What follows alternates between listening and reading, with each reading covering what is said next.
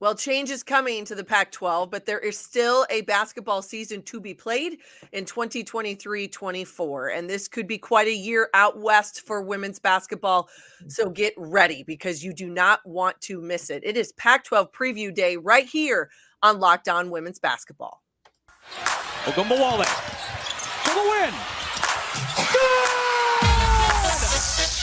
Good! You are Locked On Women's Basketball, your daily podcast on women's basketball.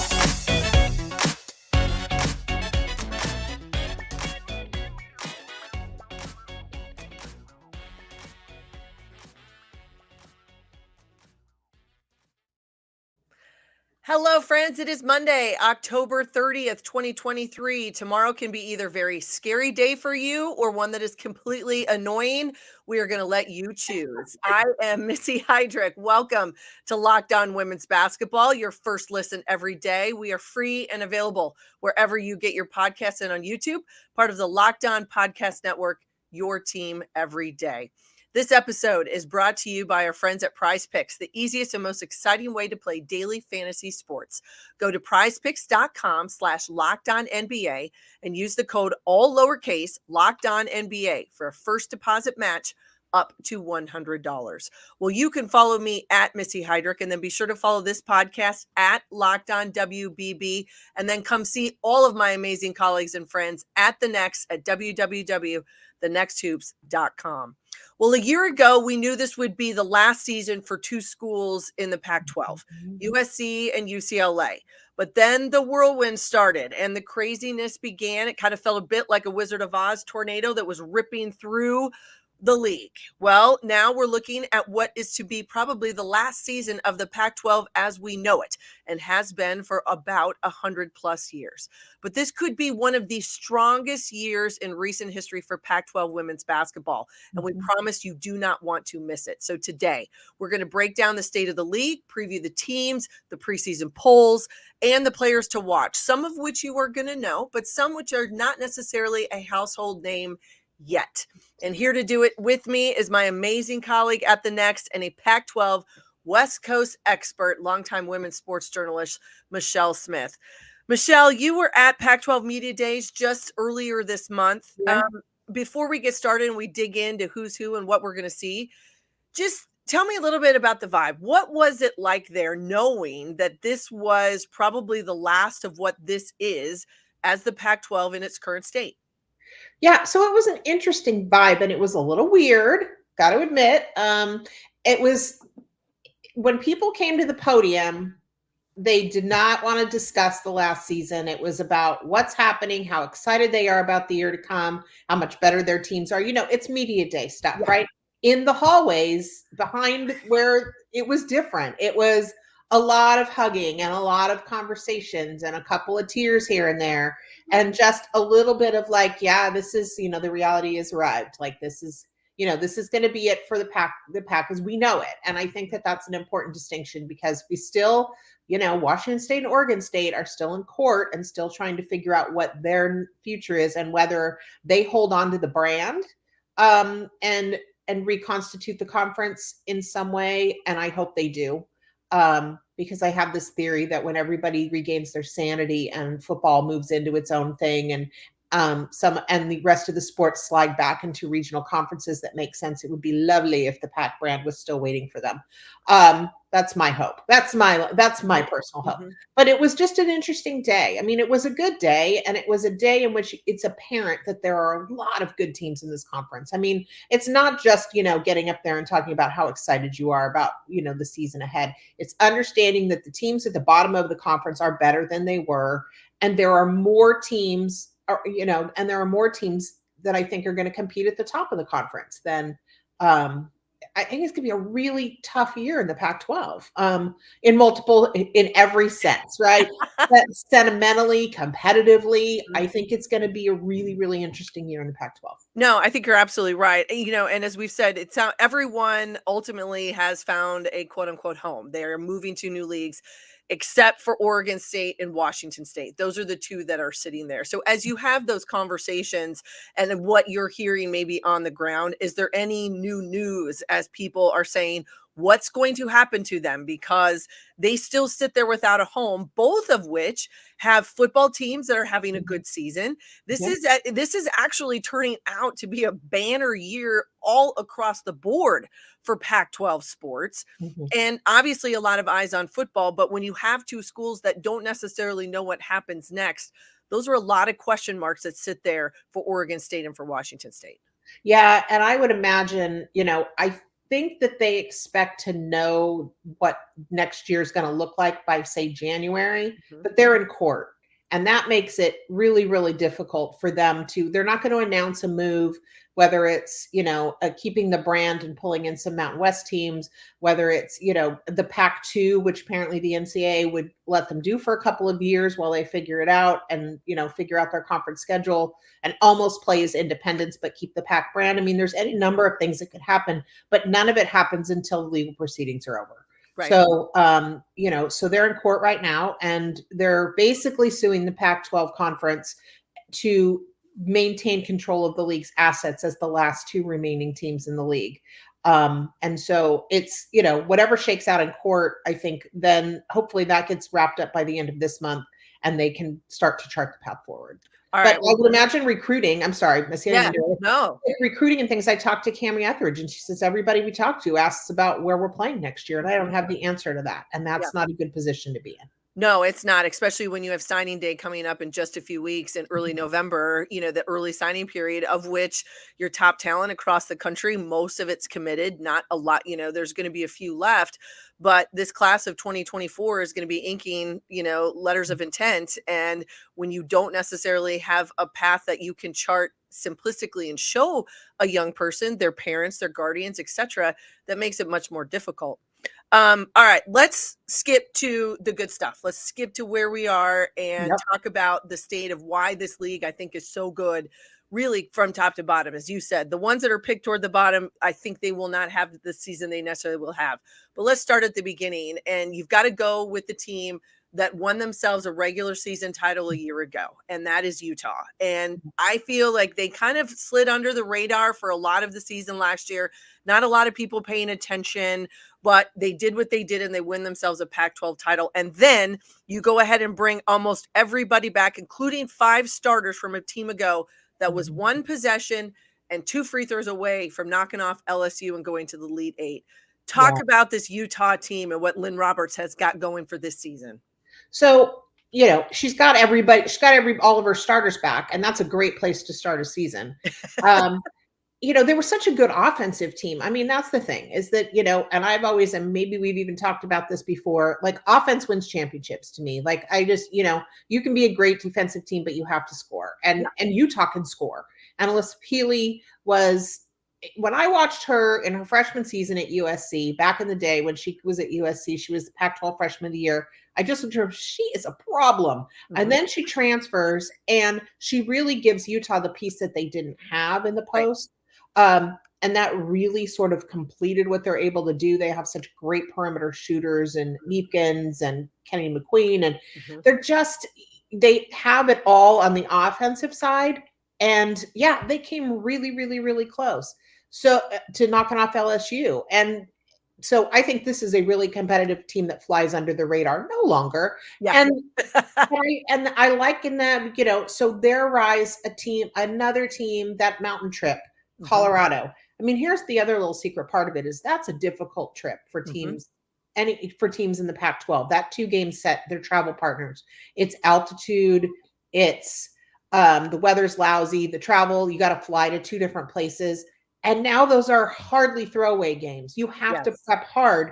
And it's always been the case that when you have a strong travel partner in the Pac-12, it just makes you better because teams can't sort of semi-prepare for the not as good team that they're going to play and gear up for you, right? Like teams on that Utah-Colorado trip are going to have to prep for 2 really good teams.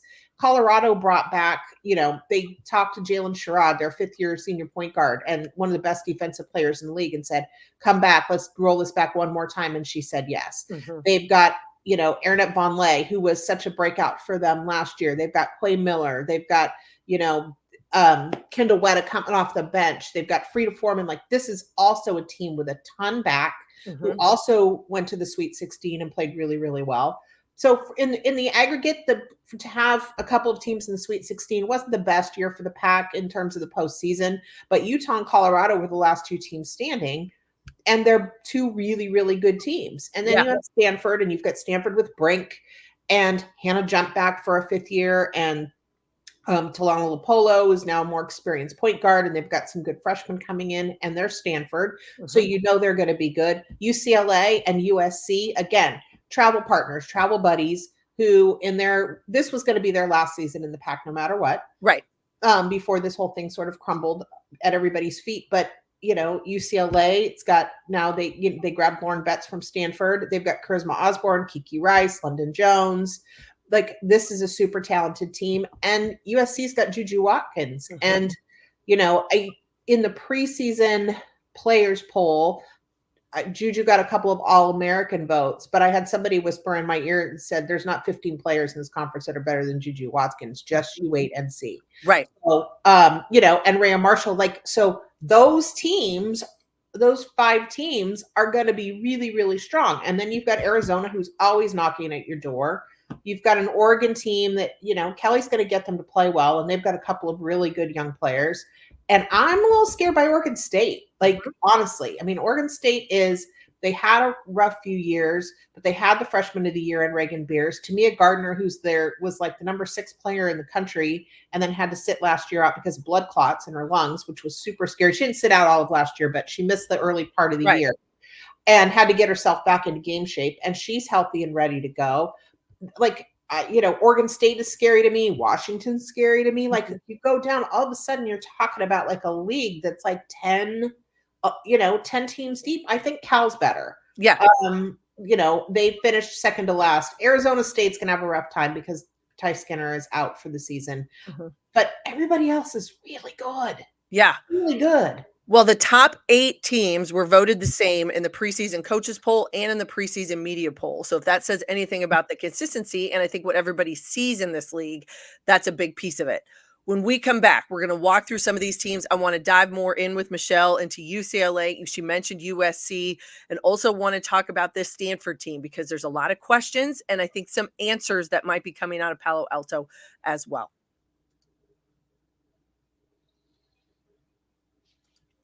But first, a message from our friends at Prize Picks. So Prize Picks is a skill-based, real money, daily fantasy sports game. How does it work? Well, you pick 2 to 6 players, and if they will go for more or less than their Prize Picks projection, you can win up to 25 times your money on any entry. At Prize Picks, you aren't competing against other people. It's just you versus the projections available. Instead of battling thousands of other players, including pros and the Sharks, Prize Picks entries can be made in 60 seconds or less. It is that easy. They offer recently improved deposit and withdrawal experience, including the option to use Apple Pay for quick deposits into your account.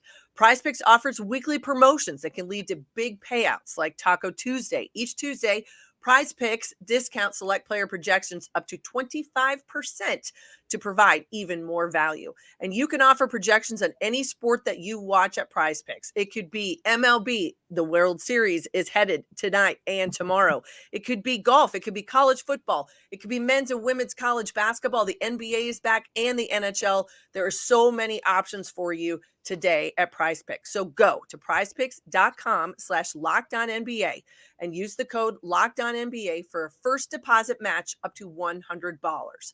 That's prizepicks.com/LockedOnNBA and use the code LockedOnNBA, all lowercase, for a first deposit match up to $100. PrizePicks is daily fantasy sports made easy. Hi, everybody. I am Missy Heidrick, and thanks for making Locked On Women's Basketball your first listen every day. The Locked On Ultimate NBA Season Preview is here, a 6-episode series with all 30 of our Locked On NBA team shows. From contenders to tankers, we go in depth into the biggest storylines heading into the season. So catch all 6 episodes on Locked On NBA on YouTube or wherever you get your podcasts. I am here with Michelle Smith, a longtime women's basketball veteran journalist.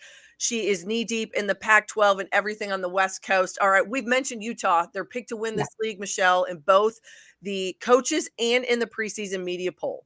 Second in line is UCLA, and then it's Stanford. Let's talk about the Bruins a little bit. It has been a while since they have had it has been their last regular season Pac-12 championship was in 1999, and they have never been to a Final Four.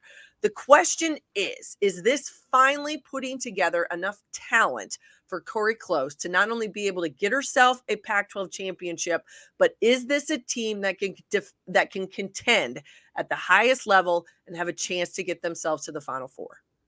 Potentially, yes. Right? I mean, so Charisma Osborne is now a fifth-year senior point guard. There's no, you can't trade, again, you can't trade that experience at your quarterback position, basically. Kiki Rice was one of the nation's most exciting freshmen last year and is going to be one of the nation's most exciting sophomores. I mean, she just can do everything. Yeah. I think the key, obviously, is that transfer acquisition of Lauren Betts. Yes. Lauren Betts transferred from Stanford, was playing behind Cameron Brink, wasn't playing enough, I think, probably in terms of her own development. And that's likely why she decided to make the move. Mm-hmm. But that was a missing piece for them. Size inside, a dominant post presence, somebody who can alter shots, somebody who can defend in the paint. And so I think that, Lauren Betts and her development, let's see how quickly she's going to develop now that she is going to get a lot of minutes and a lot of playing time, and how that's going to go. And I think that that's going to be key, because what UCLA needs is more inside out, more going on inside. Yeah. And so, and Betts is going to bring them that, and she's going to play a lot. And so let's see how the nation's #1 recruit from 2 years ago shows up. And Corey's a really good coach, and Corey gets people inspired sort of on the basketball side and on the personal side. And she's really, really good at that. But in order for them to do this, they're going to have to be a better offensive team. They're going to need more point production, and they're going to need Betts. Yeah, I think, and it's a team that plays fast. I mean, they've always been able to do that, to get out in transition. And when you've got players like Osborne, and you said Kiki Rice with a fantastic season last year as a freshman, so much of that was done in the open floor. But now if you can add a post player who can get out and help in that, but she is a difference maker defensively, I'll be interested to see how they use her on the offensive end, because it's a fast game, because there is, it isn't necessarily a lot of sets, but this will be an opportunity for Corey Close maybe to take possessions, to slow it down, to utilize her in the post. Yes. But the thing that you got to like about Betts' game is she can step it off too. I mean, that's a mid-range jumper, that's a short corner option, and that's really difficult to guard when you're 6'7". Yes, absolutely. And I think it gives them, Emily Bessoir, I should say, had such a good, strong end of the season last year and is such a versatile player. Angela Dukelich is back. She had a knee injury. Like, they have people. It's not just going to be Betts by herself inside, right? Like, they've got a little depth on top of that too, so they can play fast. It's, it's going to be Betts being at that pace, or are they going to adjust their pace to be able to get the ball and play through Betts more? So. Well, a couple of the tests early for this UCLA team, they're going to get 3 tough opponents when they go to battle for Atlantis, and then they go to South Carolina on November 29th. I feel like we're going to learn a lot maybe about UCLA at the end of November. All right, let's talk about Stanford. As you said, Betts, she transfers out. They had graduation that did the piece, but this seems to be the Cameron Brink and the Hannah Jump show for Tara Vanderveer. What stands out to you for Stanford? They're picked 3rd right now in these preseason polls. Is there enough firepower there for this Stanford team to compete at the top of the league? Yes, if. And we know, so I'm not going to try and contradict myself, but we know that Stanford is a good defensive scout team. We know that they will always play good defense. Yes. They're not going to press you. That's not their style defensively, but they're going to play great scout defense. So that's going to keep them in a lot of games. And we never usually worry about the Stanford offense, but it's going to have to come from interesting places, right? Like Haley Jones was, kind of the director, the conductor. Talana Lopolo's a second year, and I think that she's going to have to score more. Kiki Iriafen, to me, is sort of the linchpin here. She'll a junior inside. She's got that sort of Ogumake style of play, like, just big hops, length. She can, run the floor, whatever. If Kiki Iriafen is hopefully making this jump up from last year that she, that people are hoping that she would make. That makes a huge difference for them. Yes. And then, Tara's going to play with the smaller rotation. And that's going to be for her, I think, good and bad. I think some of the unhappiness that her team experienced last year had to do with having so many players on the floor, so many combinations. She had, what she would say, I have 200 minutes to give out a game. And I had a lot of people who wanted them. And people got like, I'm not playing enough. I'm going to go try something else. I'm going to, I don't like my role. I'm going to try something else, which is where we are in the new transfer portal universe, even at Stanford. Yes. So, right. So it's playing with smaller rotation, playing with fewer players on the roster. Maybe she settles more quickly into who her base rotation is going to be. Her top freshman is Courtney Ogden, who I think can shoot the 3 too. And that will take some pressure off of jump. We know, it was, last year, Jones just didn't develop her 3-point shot and left a lot of defensive pressure on Hannah Jump. Yes. Who can bury threes from anywhere, but had a lot of focus on her and to keep her from doing that. And somebody else needs to hit. Is it Brooke Dimitri? Is it, they need people who can hit the 3 and open up that game on the outside as well. And then they're going to feed Brink. Yeah. And her playing 3-on-3, I think makes her faster, more reactive. I think Stanford, I don't know about third. We'll see. They have to show some things, and they've got a couple of early. They've got Indiana really quickly, which is going to be a quick game. Disappointingly, they don't have Tennessee. That game has been on the schedule for them forever and ever and ever. But they're going to play a really good non-conference schedule, and we'll see about Stanford. Yeah, you're absolutely right. November 12th, and they host Indiana. They go to Palo Alto, and that will be one heck of a challenge. You'll see Mackenzie Holmes from Indiana match up against Cameron Brink. I think that is going to have a lot of eyeballs watching it. All right, when we come back, I want to talk about a couple more teams that are going to have a chance. Can they continue to make that edge in the Pac-12? But then also some of those players to watch, and there are some great games in Las Vegas on November 6th. So we are going to dive into those in just a moment.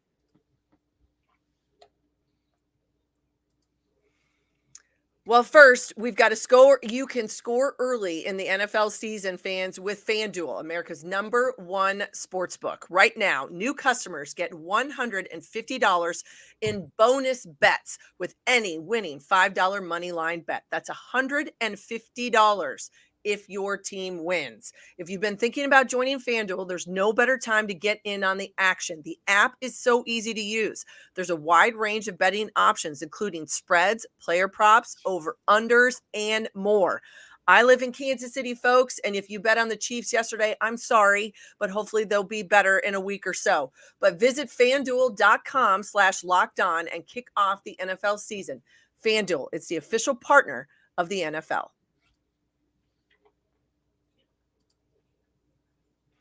Hi, everyone. Missy Heidrick and back here on Locked On Women's Basketball. Thank you for joining us. I am with Michelle Smith, and we are talking all things on a Pac-12 2023-24 women's basketball preview.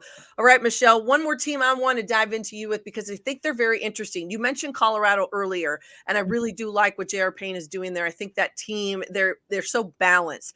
But USC to me is incredibly interesting. And it goes back to kind of the philosophies and the ideas I think that Lindsay Gottlieb has had about what her program needs, what they can do. They knew they were in their last year of the Pac-12, regardless of everything else that had happened. So they're thinking, maybe in the back of your mind, you got to be thinking ahead a little bit. What would life in the Big Ten is going to look like for us? But this year, I find it to be interesting that they were back in the NCAA tournament a year ago for the first time since 2014. You get turnover. She went hard to the portal with 3 players from the Ivy League, all who were very successful and very talented Ivy League players. But then you mentioned Juju Watkins, and she's the 2023 National Gatorade Player of the Year. And that is where I think the eyes are going to be. What strikes you about Lindsay Gottlieb and what she's building there at USC? So what I think strikes me most about Lindsay Gottlieb, and I've known Lindsay for a long time, is that she's willing to shake up her roster at least these first couple of years. She's bringing in a lot of new players every year and fifth years and having some success with them, right? But she's willing to shake that roster. Roster stability has not really been a thing at USC since Lindsay got there, right? But she's got, but Rhea Marshall had a great year last year and was a dominant player on the defensive end and then did her share of scoring. They too are a team that needs to score more, and she knows that. And that's what Watkins hopefully is going to do for them. They held teams like 55 points a game last year. Like we were using Beth Burns' defensive system. They were locked down. And when you bring a lot of new players in, the easiest thing for you to do is make them a good defensive team. Yes. It is harder to find offensive flow and rhythm and people who play with each other and know each other well. And I'm not sure, Watkins, I think, is going to be a stellar player. And I think she's going to bolster them offensively a lot. But you're still bringing in a lot of new players who've not played before, who don't know each other well, who you're going to put into primary roles. So I still think SC is going to be a lockdown defensive team, but they are looking as they ramp up to go to the Big Ten and obviously to make some noise in this Pac-12 season. They're going to have to look to score more consistently and get more scoring from more places. And that starts with Watkins. Yeah, absolutely. And one other team, which we would be remiss because they did capture the 2023 Pac-12 tournament title, and that was Washington State. They solidified themselves into the tournament with that automatic qualifier by winning the conference tournament a year ago.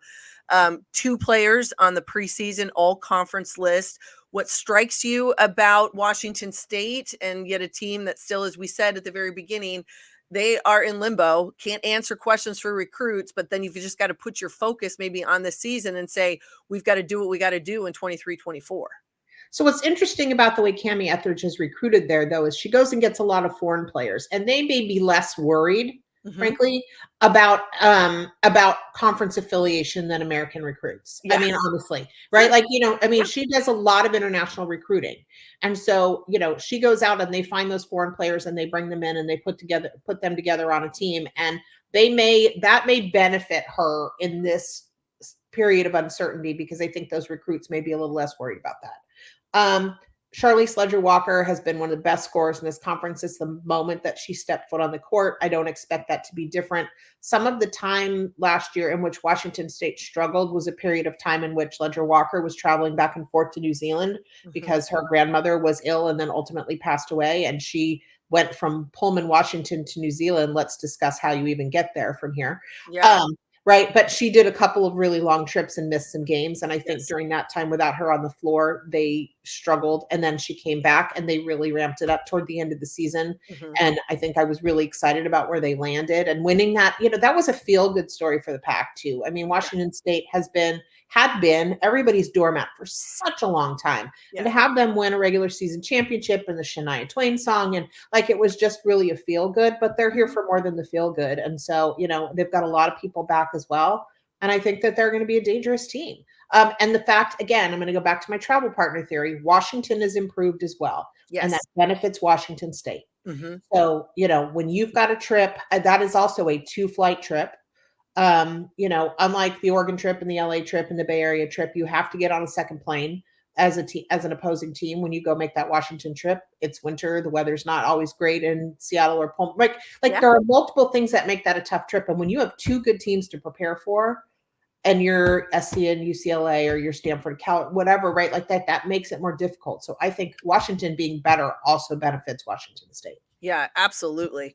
All right, let's talk a little bit about some of the names that we find on the preseason all-conference selection voted on by the media, some which we know. You're going to see Cameron Brink kind of jump. Charlize Ledger-Walker, who you just mentioned, from Washington State, Ryan Marshall, Quai Miller from Colorado, Charisma Osborne, Elisa Pilley, who is back again from Utah, the Pac-12 player of the year ago. But one player that I loved watching last year when I had a chance to see her, and I think maybe could be one of the most improved and make waves at Oregon State, was the freshman and 6th player of the year last season in this league, and that was Reagan Beers. She's a forward from Oregon State, and I tell you what, she's going to cause a lot of problems in year 2, I think, when people have to match up against Oregon State. I think so too. And I think with Gardner playing healthy and with Celia von Oelhoffen, who is basically, I think 1, 2, 3, 4. She might be a 4th-year junior at this point, right? Because she came in early during that COVID year. Yeah, that's what. And Beers and Gardner together, and Beers and Gardner. But Beers is just a big, tough kid. Like Yes. she just is, she's physical and she is a problem. And she was the Pac-12 freshman of the year. She had a great freshman season. I think Oregon State is lurking and they're going to knock some teams off. One other interesting one for me, just one name from Oregon that is on this preseason Pac-12 all-conference team. We know that there's a lot of others, but Oregon has been one of those teams that has also dealt. Kelly Graves is always watching that transfer portal. It turns. Players go out and players come in. Grace Van Sluten, the forward from Oregon, she's the name on the media preseason player all-conference team. But what do you take on sort of how the reset has to happen every year in Eugene? And what does that mean? And how does that it seems to me that when you do it such a hard reset almost every year, that it's hard to maintain some semblance of culture and system or what have you. That's a lot. It's a lot for the kids that stay in the locker room, but it's also a lot for the ones that come in. What's the vibe that you're finding out of Eugene? Yeah, I mean, it is a reset every year. I think they're excited about Van Sluten. I think they're excited about Chance Gray. I think Filipina Key inside was a good post presence for them, but they are churning. Mm-hmm. And that is a tough spot for the program to be. To lose Pau and Rogers last year. Sedona Prince had said she was going to retire and came out and went to TCU, where former Oregon assistant Mark Campbell is the head coach. Right. But that churn, I think it's holding them back. I mean, I think they should be busting up in that top 3, top 4 in the conference. And I see them as a 5, 6, 7 team at this point. Yeah. Because it's just so much turnover and it's, and you can land some great young players, but when you change the parts around them all the time, it's really, really hard. Well, and I would also think too, as we know, and it's going to continue to be this because they're all moving and going somewhere else, but those conversations with high school talent, et cetera, people that are thinking about signing now, the world looks different when I'm maybe from the West Coast or from the Northwest and Oregon's not going to be playing there. You're going to be playing in the Big Ten. Mm-hmm. It just looks different. And mm-hmm. we've talked about this before, about that student athlete experience, what it means, where it goes. But those are also going to become more difficult conversations, I think, for some of these coaches as they go forward, because it just isn't the same. It's not 100-year plus of Pac-12 tradition anymore. Welcome to a new place, welcome to a new world, and a whole new way to do it. Well, and you've got West Coast kids who said, I signed up to play on the West Coast. I want my parents to see me play. I wanted my parents to see me play. I mean, say what you will. And we've talked about this before about the Pac-12 network, but it increased for women's basketball in particular, exposure exponentially. It made it really easy for, if I'm a West Coast kid, to say, I can stay home and play and my parents will get to see a lot of my games in person and they'll get to see all of my games on the Pac-12 network, right? It just really changed it. So, who Oregon's going to recruit is probably going to change a little bit. I mean, that's going to go for a lot of schools. Absolutely. But Oregon just seems to be in this churn and burn thing where they bring new people in, but they're bringing new people in also because people are churning out. Yes, absolutely. And so, and it's hard to know how to read that, but what it means in this moment is top players who are transferring are picking programs where they think that they have a chance to win a championship. Mm-hmm. I mean, we're seeing it all over the place, right? Like people are leaving elite programs to go to the elite program that looks like it might be in a position to get them a title. And we were looking at that with 5th-year graduate transfers too. I mean, we were looking at players that Kim Mulkey was bringing in at Baylor. And, I don't want to get too far afield, but players are looking for an opportunity to win a championship and they are gravitating toward play, which is stacking, which is making, which is going to make things top heavy. It's going to make things top heavy with LSU or South Carolina or whatever, where players who were really, really top players in their leagues go someplace else because they think there are 4 or 5 teams where they might be able to win a title. And I think, unfortunately, in this moment, I don't think it's perceived that Oregon is one of those programs right now. And so people are churning out and they're bringing new players in, and that consistency is just holding them into the middle of this conference when other people are able to. It is roster stability that Utah and Colorado have, and why they are where they are and where they're positioned the way they are. I mean, right. Stanford, for the most part, has roster stability. UCLA was able to hold roster spot, bring charisma back and keep its roster together. Like roster stability is going to be the thing. Mm-hmm. And the programs that don't have it are going to struggle. You bet. And you have to also say that roster stability and the buzzwords that we all talk about in college athletics, culture, locker room, in and out, those things are connected. And I think that says a lot. And how they do that. Coaches are re-recruiting their current rosters every day, all the time, 365. They can go find new talent in high school and it's the portal or junior college or whatever.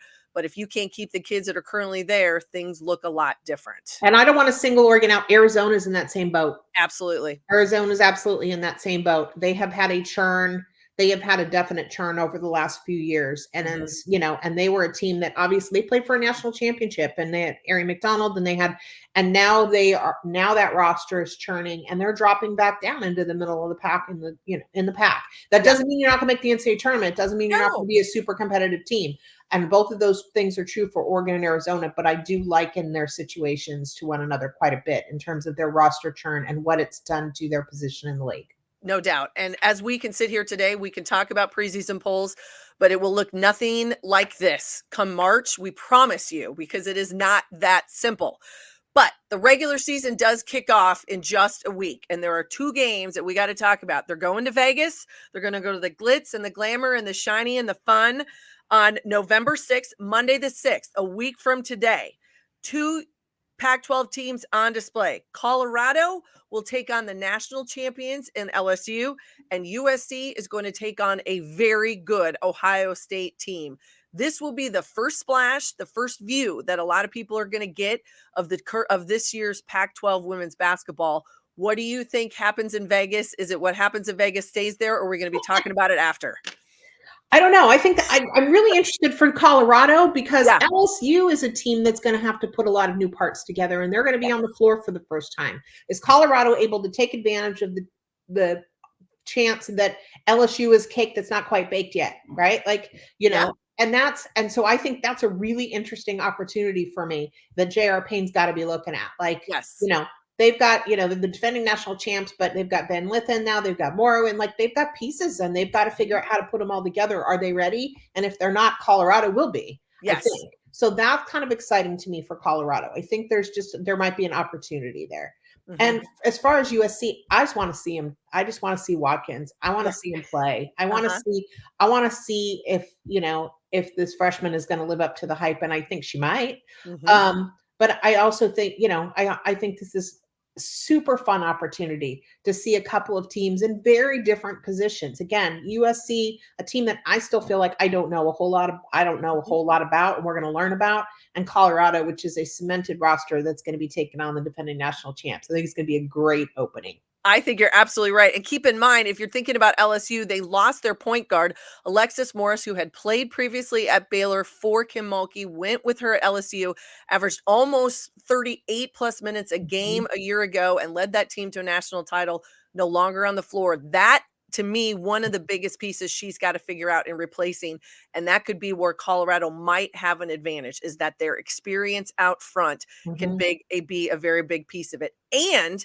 everyone is going to want to tune in because rumor has it that Coach Prime might be picking out what J.R. Payne wears on the sidelines, whether or not she's going to be able to compete with Kim Mulkey, to be determined. So everybody, turn your TV on Monday the 6th, a week from today. We all got to see what's happening, right? We do. All right, Michelle Smith, thank you so much, my friend. It's been awesome. Tell everybody where they find you so that they can not only get everything women's basketball, but also dive into the Pac-12 with you. Yep, you're going to dive in at the next hoops. It's going to be a heavy Pac-12, going to be a heavy dose Pac-12 this season, and hopefully it won't be too maudlin. Let's just say. Well, I think the best part is we're going to have a lot of great basketball that's going to keep our spirits bright, and I think that's going to be a really good thing. All right, that's it. Well, thank you, Michelle, and thank you to all of you for listening and for watching today. You can find me at Missy Heidrick on the X, formerly known as Twitter. Make sure to follow all of my amazing colleagues and this podcast at Locked On WBB. And as Michelle said, get over to thenexthoops.com and find everything. We've got you covered. Thank you for making Locked On Women's Basketball your first listen every day. For our everydayers out there, tomorrow on the show, Our fearless leader, Howard Megdal, continues our college basketball preview coverage, and so much more. Happy Halloween, everybody. May your week be full of every kind of fun-sized candy that you can find. Be ready for the spooky ones, the scary ones, or just turn your lights out and stay inside. Have a wonderful week. All right.